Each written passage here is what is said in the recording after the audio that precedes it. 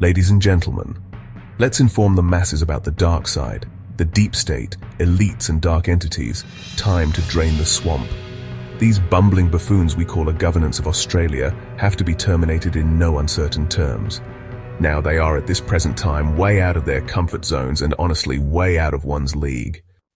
The Australian people are fed up with the same web of deception and lies.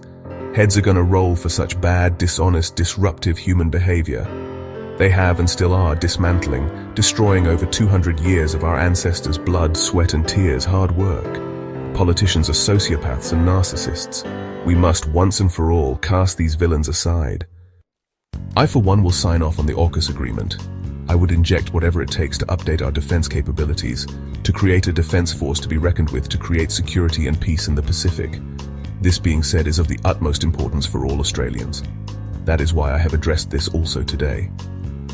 Today I address another topic of significant importance in our national history: the rise and decline of the Australian automotive industry. This industry was once a proud symbol of Australian manufacturing, creating thousands of jobs and contributing to our economy. However, a series of government policies and global market pressures have led to its decline. To understand the factors behind this decline, let us start at the beginning of the 1980s, when Australia boasted 4 major car manufacturers: Ford, Holden, Toyota, and Mitsubishi. These companies were at the forefront of Australian manufacturing, employing a substantial workforce and driving innovation. So the story really began to shift with the implementation of the Lima Agreement, signed in 1974 by Gough Whitlam.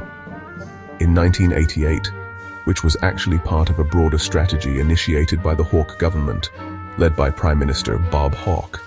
This Lima Agreement aimed to deepen trade relations among Australia, New Zealand, and several other countries in the Asia-Pacific region.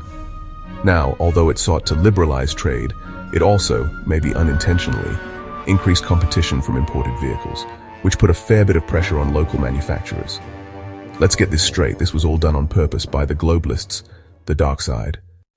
In the early 1990s, the landscape further changed under the leadership of Prime Minister Paul Keating.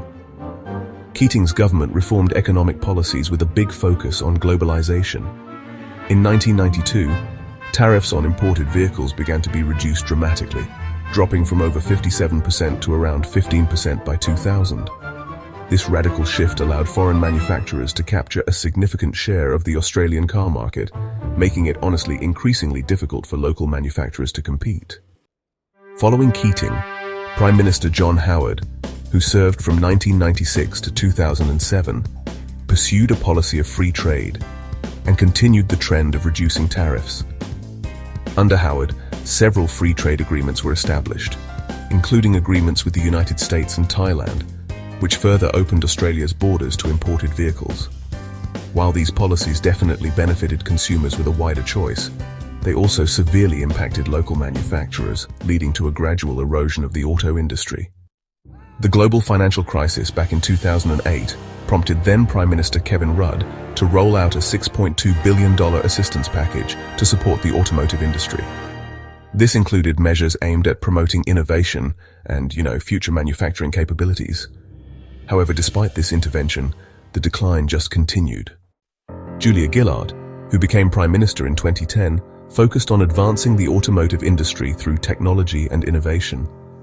Her government also sought to engage with stakeholders to find solutions to the industry's decline, advocating for a more sustainable future.